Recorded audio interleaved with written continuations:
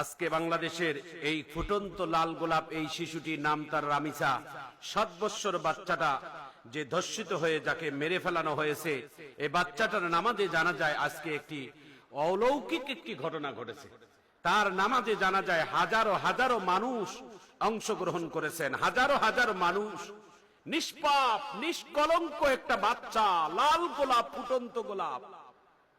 এই বাচ্চাটার নামাজে জানা যায় যখন অংশগ্রহণ করেছেন, হাজার হাজার মানুষ সেখানে অংশগ্রহণ করেছেন। ভাইয়েরা আমার, বন্ধুরা আমার, তার এই নামাজে জানা যায় তার শেষে তার বাবা তার সন্তানের খাটলিটার মধ্যে হাত দিয়ে চোখের পানি ছেড়ে দিয়ে কান্দে আর বলে, আমার মা অর্থাৎ রামিসার দাদা দাদির পাশে, কবরের পাশে, দাদা এবং দাদির কবরের পাশে তিনি শায়িত হয়ে গেলেন। তার লাশ বহন করলেন তার বাবা। পৃথিবীতে সব থেকে দামি বোঝার নাম হলো সন্তানের, বাবার কাঁধে সন্তানের লাশ।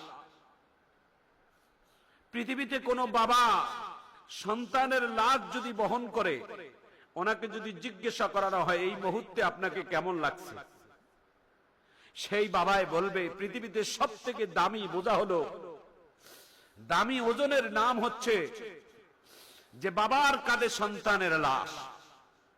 আজকে এই 7 বছরের বাচ্চাটাকে, যেই বাচ্চাটাকে কোলে নিয়ে চুমু খাওয়ার কথা, যেই বাচ্চাটাকে একটা রাত বাবায় বুকে না নিয়ে ঘুমাইলে বাবায় ঘুমাইতে পারে না, যেই বাচ্চাটাকে একটি রাত মেয়ের সাথে না আনন্দ করলে, বিনোদন করলে, খুনসুটি না করলে মেয়ে ঘুমায় না, বাবা ঘুমায় না, সেই বাবাটায় আজকে এই রামিসার লাশকে কাঁধের মধ্যে নিয়ে যখন কবরে নিয়ে গেল, নিজের হাতে বাবায় তার সন্তানকে কবরের মধ্যে রাখার পরে তার বাবায় তিনি বলতেছে, আজ থেকে আমি কাকে নিয়ে বুকে ঘুমাবো, আজ থেকে আমি কাকে নিয়ে বুকে ঘুমাবো।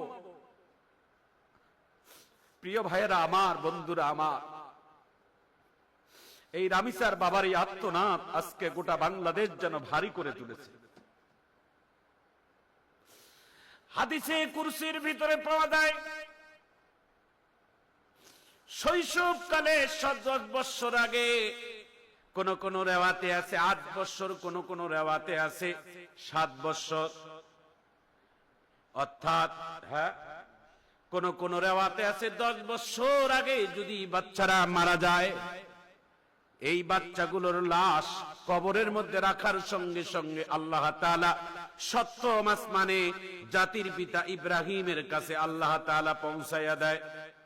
কিয়ামতের ময়দানে, মুসিবতের দিনে আল্লাহ তাআলা সবার আগে বিনা হিসেবে জান্নাত দিবেন। 3 শ্রেণীর মানুষকে আল্লাহ তাআলা বিনা হিসেবে জান্নাত দিবেন।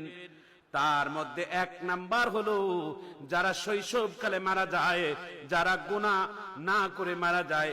এই শৈশবকালে শিশুদের মারা যাওয়ার আগের বাচ্চা, এই বাচ্চাগুলোকে আল্লাহ তাআলা বিনা হিসেবে জান্নাতের হুকুম দিয়ে দেয়। শহীদের পিতামাতা বিনা হিসেবে জান্নাতি, শহীদ আল্লাহ তাআলার কাছে বিনা হিসেবে জান্নাতি। ভাইয়েরা আমার, বন্ধুরা আমার, হাদিসে কুরসির ভিতরে পাওয়া যায় এই বাচ্চাগুলো জান্নাতে যাওয়ার আগে জান্নাতের গেটের দরজার সামনে দাঁড়িয়ে আল্লাহর কাছে ডাক দিয়ে বলবে, মাবুদ গো, ছোট্টবেলায় বাবা মাকে আদর পাই নাই, মমতা পাই নাই, বাবা মার ভালোবাসা তেমন পাই নাই, জান্নাতের ভিতরে